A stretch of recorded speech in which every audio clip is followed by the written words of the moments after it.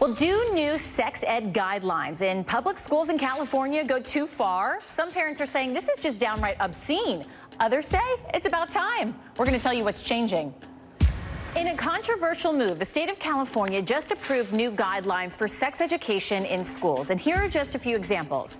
Advice on talking to kindergartners about gender identity, safe sex practices for LGBTQ high schoolers, even addressing masturbation with middle schoolers.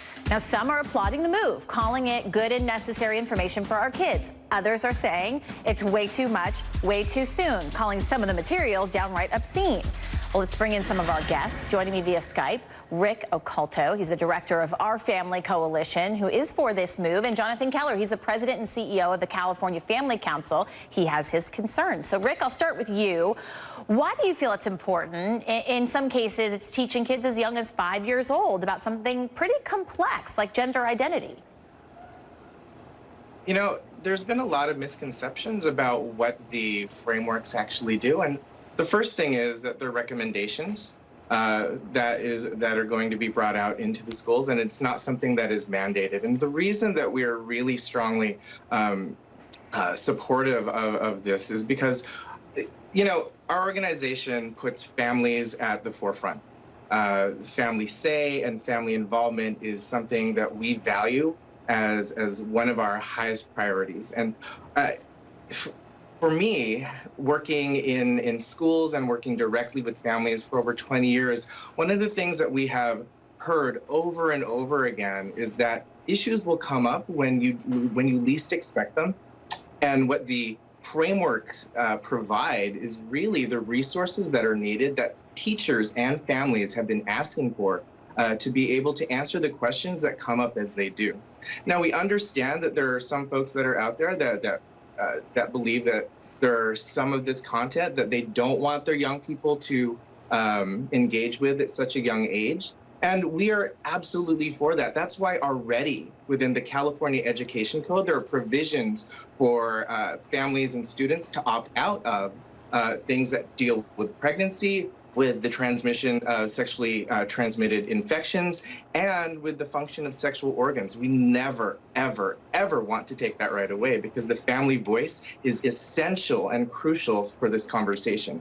So, Jonathan, your reaction, well, just real quick, Jonathan, your reaction to what he's saying here. Listen, these are just guidelines, they're not mandates, and also families can opt out of it.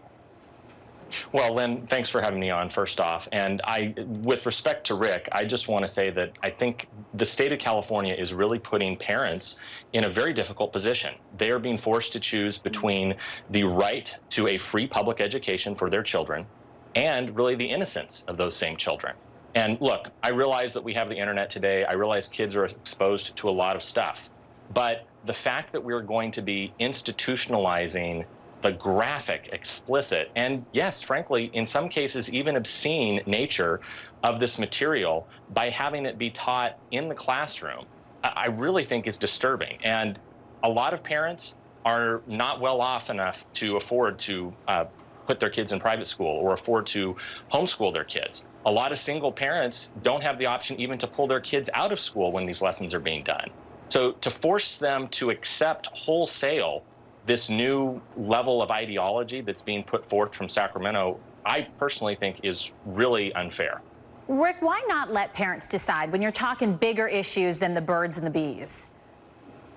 Well, and so that's the thing that I was trying to emphasize. The parents do have the option to take their kids out of the classroom for particular subjects around pregnancy, transmission of infections, and the function of sexual organs. We never want to take that away. Is that the case for something, is that the case, sorry to interrupt you, but is that the case for something as simple as like a 5-year-old in a kindergarten class being talked to about gender identity? Can you opt out of that? So that is the thing that you cannot opt out of. What it is, however, is, and I'll give you an example. During the meeting at the State Board of Education a couple of days ago, we had a grandmother that said that when she was younger, one of the things that she started to believe about herself is that she must be a boy. And the reason that she believed that is because the things that she liked were things like trucks and tractors and working on the farm. And what this new framework provides is the information and the resources to say to that young person, you know, traits don't actually define gender. You are the gender with which you identify with, and those traits are only things that are things that you like.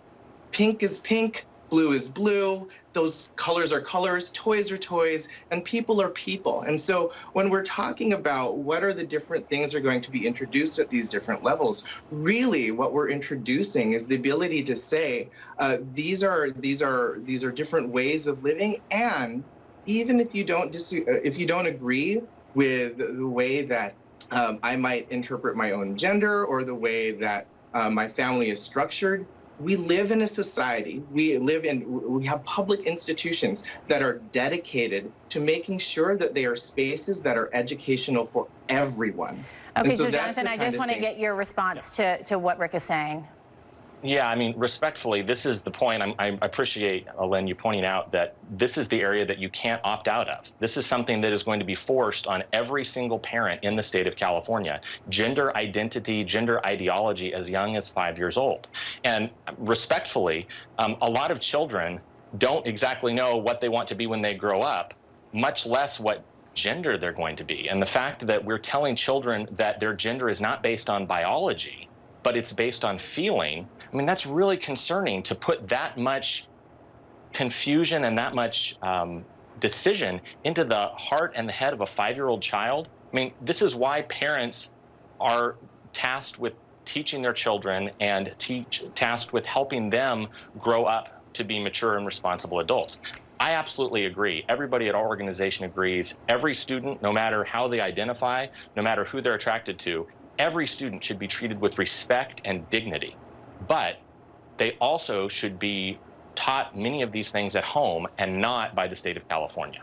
You know, it's a difficult conversation. I appreciate, Rick and Jonathan, us having this conversation in a respectful way. If we're going to teach our children how to be respectful and kind, then we have to be respectful and kind as well. It's an interesting conversation at that. Thanks for being with me. We appreciate it.